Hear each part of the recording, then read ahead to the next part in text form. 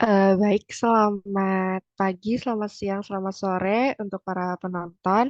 Kami dari kelompok 3 yang beranggotakan Ivan Destino, Fataran, dan juga Monica. Kami dari kelas 4 mata kuliah Geografi Lingkungan. Pada presentasi kali ini kami akan menjelaskan terkait kegiatan-kegiatan manusia yang bisa berpengaruh dalam geomorfologi. Salah satunya adalah agrikultur. Boleh di next. Untuk outline presentasi kami kali ini, yang pertama adalah tentang geomorfologi itu sendiri, selanjutnya ada pengaruh manusia pada geomorfologi, selanjutnya ada keterkaitan antara agrikultur dan juga geomorfologi, lalu ada pemanfaatan data spasial dalam konteks geomorfologi dan juga studi kasus. Oke, untuk yang pertama, saya akan menjelaskan tentang apa itu geomorfologi terlebih dahulu. Geomorfologi dapat didefinisikan sebagai ilmu yang membicarakan terkait dengan lahan yang mengukir permukaan bumi, menekankan cara pembentukannya serta konteks kelingkungannya, menurut Dibyo Saputro. Objek kajian dari geomorfologi adalah bentuk lahan yang tersusun pada permukaan bumi di daratan maupun penyusun muka bumi di dasar laut yang dipelajari dengan menekankan pada proses pembentukan dan perkembangan pada masa yang akan datang, serta konteksnya dengan lingkungan, menurut Verstappen. Ya, selanjutnya ada campur tangan manusia dalam geomorfologi. Geomorfologi sendiri memiliki kaitan dengan kehidupan manusia karena pengaruh dan interaksi manusia terhadap bentuk dan proses alamiah dari landscape atau struktur geomorfologis di bumi. Aktivitas manusia dapat mempengaruhi geomorfologi dalam banyak cara, baik secara langsung maupun tidak langsung. Berikut ada campur tangan manusia dalam geomorfologi, diantaranya ada penggalian dan pertambangan, pembangunan infrastruktur, deforestasi, pengolahan lahan, pertanian, pariwisata, dan lain sebagainya. Selanjutnya ada pengertian dari agrikultur itu sendiri. Jadi menurut International Accounting Standards atau IAS 41, agrikultur merupakan suatu aktivitas transformasi biologis dan juga pemanenan aset biologis yang dikelola oleh entitas untuk menjual atau mengubah aset biologis menjadi suatu produk pertanian atau aset biologis lainnya. Selain itu, agrikultur juga telah banyak diterjemahkan dalam National Geographic Encyclopedia sebagai seni atau praktik pertanian, termasuk bercocok tanam dan juga beternak. Jadi pada intinya agrikultur itu merupakan salah satu kegiatan yang dilakukan oleh manusia untuk mengolah berbagai jenis tumbuhan maupun hewan pertanian untuk menghasilkan suatu produk.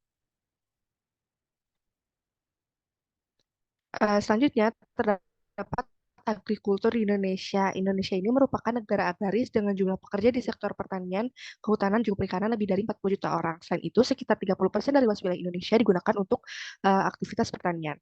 Indonesia sendiri merupakan salah satu produsen dan juga eksportir produk pertanian terbesar di dunia, termasuk minyak kelapa sawit, karet alam, kakao, kopi, beras, dan juga rempah-rempah yang berkontribusi secara signifikan terhadap rantai pasokan global. Sektor pertanian di Indonesia sendiri terdiri atas perkebunan besar dan juga perkebunan milik rakyat. Indonesia sendiri memiliki keragaman geomorfologi yang signifikan, sehingga setiap jenis geomorfologi memiliki karakteristik yang unik dan mempengaruhi tipe pertanian yang dapat dijalankan pada suatu wilayah tertentu.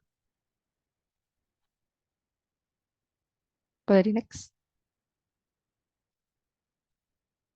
Selanjutnya ada keterkaitan antara agrikultur dengan geomorfologi itu sendiri. Jadi, kajian geomorfologi yang saat ini itu telah menemukan terapan dalam berbagai bidang dan juga dianggap memiliki arti penting untuk berbagai tujuan. Salah satunya adalah terkait perencanaan pengembangan wilayah, khususnya lahan pertanian. Pengetahuan geomorfologi sendiri merupakan bahan untuk mengevaluasi kemampuan lahan untuk menduga potensi sumber daya lahan dalam berbagai penggunaan. Kemampuan lahan ini merupakan sifat inheren lahan yang menyatakan kemampuan suatu lahan untuk memberikan hasil pada tingkat produksi tertentu, sehingga kegiatan agrikultur eh, memiliki hubungan timbal balik terhadap geomorfologi.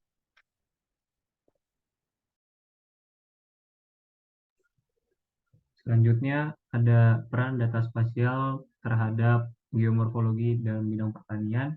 Data spasial memiliki peran penting dalam mengkaji hubungan antara geomorfologi dan pertanian. Integrasi spasial dengan pengetahuan memberikan informasi yang lebih komprehensif tentang potensi pertanian. Di antaranya ada pemetaan morfologi tanah, zonasi lahan, alih fungsi lahan, penyusunan rencana tata guna lahan, analisis drainase dan irigasi, serta pemantauan kondisi tanaman.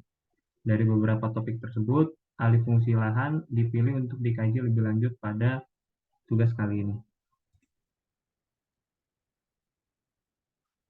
Untuk bagian selanjutnya itu akan menjelaskan contoh kasus penggunaan data spasial dalam eh, analisis geomorfologi, terutama di bidang agrikultur.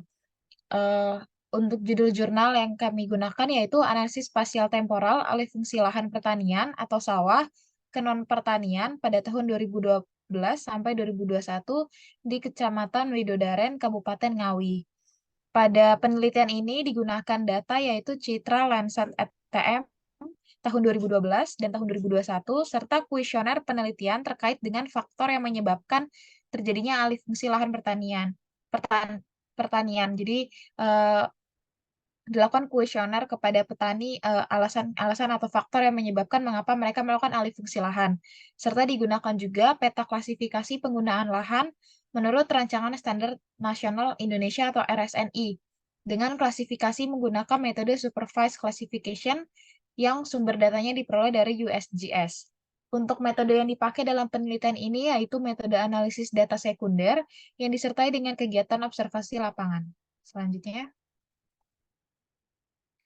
Ya, dari penelitian tersebut didapatkan hasil seperti berikut, yaitu ini bukan hasil dari yang didapatkan, tapi peta penggunaan lahan yang digunakan sebagai data input di penelitian ini, yaitu pada yang sebelah kiri ada peta penggunaan lahan di tahun 2012, sedangkan di sebelah kanan itu di tahun 2021.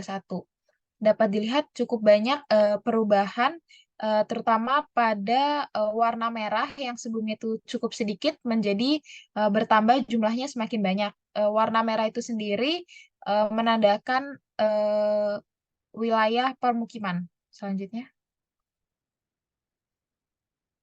ya, kemudian didapatkan ini adalah hasil grafik perubahan eh, luas tanah, penggunaan luas tanah.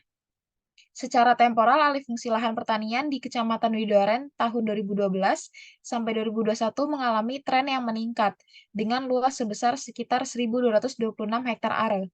Tren alih fungsi lahan terjadi dari lahan sawah ke permukiman dengan luas 422,29 hektar are dan sawah ke kebun campur seluas 477,62 hektar are dan sawah ke tegalan seluas 326,09 hektar are.